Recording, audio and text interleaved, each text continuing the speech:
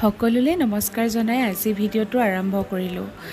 মাহঁতে ধান ৰ'দত দিব লৈছে, যিহেতু বতৰটো ভাল হৈছে অলপ। আৰু দাদাই বজাৰৰ পৰা বাঁহগাজ আনিলে। মাক ক'লে বোলে বাঁহগাজটো কাটি দিয়াচোন, আজি বাঁহগাজৰ লগত এটা ৰেচিপি বনাম। ময়ো বোলো কিনো বনাবি, তাৰপাছত গৈ মোনাটোত চালোঁ সি মাংস লৈ আহিছে। আৰু আগৰ পৰাই আমাৰ মা ঘৰখনত আচলতে দেওবাৰে গাহৰি মাংস থাকেই।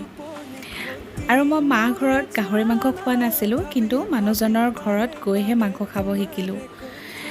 আৰু এয়া ভালকৈ কাটি ল'লে, এইখিনি অলপ ডাঙৰকৈ, এইখিনি সৰুকৈ। আৰু এই অকণমানি পাহাৰীয়া বাঁহগাজ হয়, আৰু এই কমনতে লৈছে 20 টকা।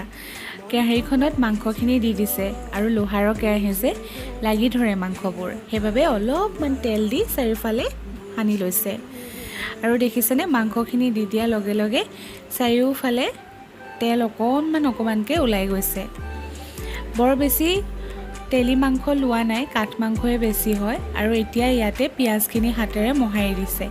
ছাইডত দালি উতলি আছে, মানে মাংসখিনি গ্ৰেভি নহয়। আৰু এতিয়া ইয়াতে আদা নহৰু পেষ্টখিনি দি দিছে। মাজে মাজে অৱশ্যে লৰাই আছে, আৰু অলপ সময় লাগিছে মাংসখিনি ফ্ৰাই হওঁতে। ইয়াত ভিডিঅ'টোত অলপ স্পীড দেখুওৱা হৈছে। আৰু এতিয়া ইয়াতে দি দিব অলপমান নিমখ আৰু এটা ভোট জলকীয়া। ভোট জলকীয়াটো আপোনালোকে দিবও পাৰে বা নিদিবও পাৰে। আৰু এতিয়া ইয়াত দিছে এবিধ মছলা, যিবিধ মই আপোনালোকক আগতেও দেখাইছিলোঁ। আৰু অলপ হালধি দি দিছে।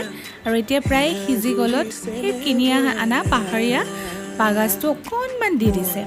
আৰু এইটো অকণমান দিলেই হৈ যায়, ইমান ধুনীয়া গোন্ধ নহয়।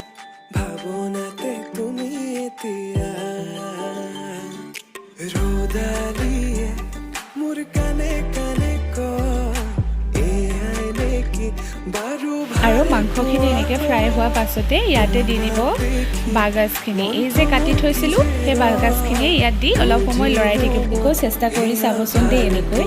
আৰু খাই কেনে পালে মোক জনাব। আৰু খুব বেছি সহজ হয়, আৰু একো মা মছলা দিয়া নাই যে, তেনেকৈ খাই সঁচাকৈ ভাল লাগিলে। আৰু অলপ সময় এনেকৈ ঢাকন দি ৰাখি দিব, আৰু ধুনীয়াকৈ সিজা পাছত গৰম ভাতৰ লগত পৰিৱেশন কৰিব। খুব বেছি ভাল লাগে খাই। আৰু এয়া চাওকচোন, আমাৰ মাংসখিনি হৈ গ'ল। আজি দেওবাৰৰ ভাত সাজ এসাঁজ খাই খুব বেছি ভাল লাগিলে। আজিলৈ আহিছোঁ, নমস্কাৰ, বাই বাই।